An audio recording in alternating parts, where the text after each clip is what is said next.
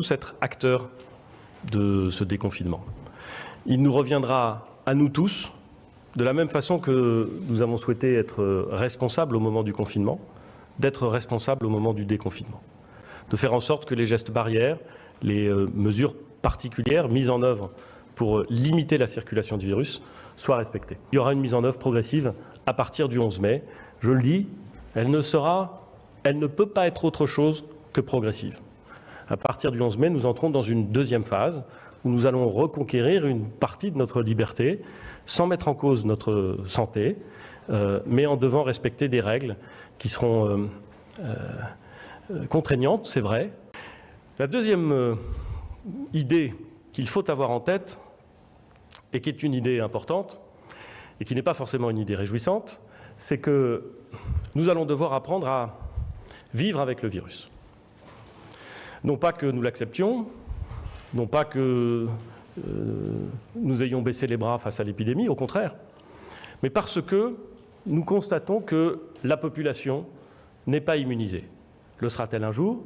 Cela dépendra de ce qu'a dit Madame le professeur, de ce que la science saura déterminer, c'est-à-dire des caractéristiques de la maladie. Mais quoi qu'il en soit, aujourd'hui, la population n'est pas immunisée.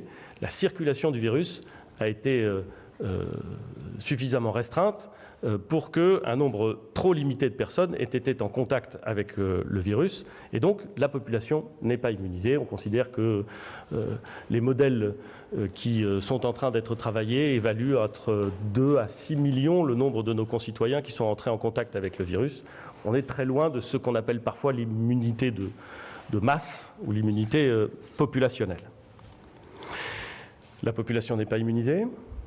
Nous n'aurons pas de vaccin rapidement, en tout cas rien à un horizon raisonnable avant 2021 et peut-être un peu plus loin.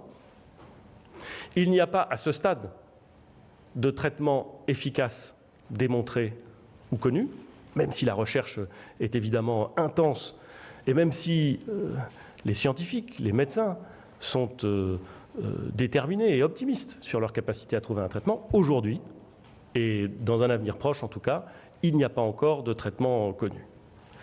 Cela nous laisse un instrument, la prévention, qui va être déterminante dans la façon dont nous allons procéder au déconfinement, dans la façon dont nous allons vivre après le confinement, vivre avec le virus.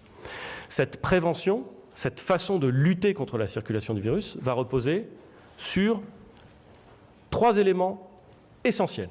Et c'est ce que je veux indiquer avant de passer la parole au ministre de la Santé. D'abord, les gestes barrières. Vous les connaissez, ils sont absolument essentiels.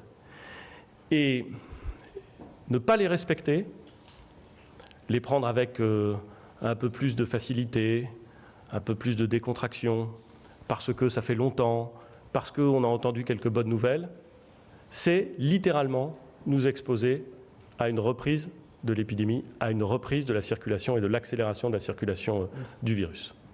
Nous allons donc devoir vivre avec le respect de gestes barrières, de mesures barrières sur lesquelles le ministre va revenir.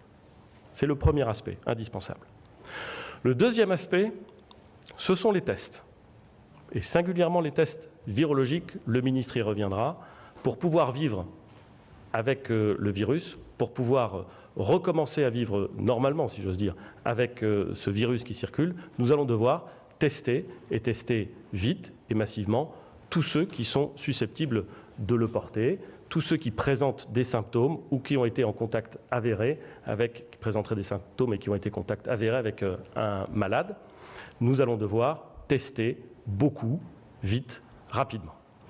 Et le troisième élément qui accompagne cette politique, c'est l'isolement des porteurs du virus. Si nous ne mettons pas en œuvre ces 3 axes, alors nous avons une politique incomplète. Les seuls gestes barrières ne suffisent pas. Et nous connaissons des pays, pourtant très bien organisés, dans lesquels les gestes barrières sont observés avec une rigueur et un civisme qui font parfois envie. Et qui pourtant, alors même qu'ils portent des masques, alors même qu'ils respectent les gestes barrières, voient l'épidémie se développer et s'accélérer sur leur territoire,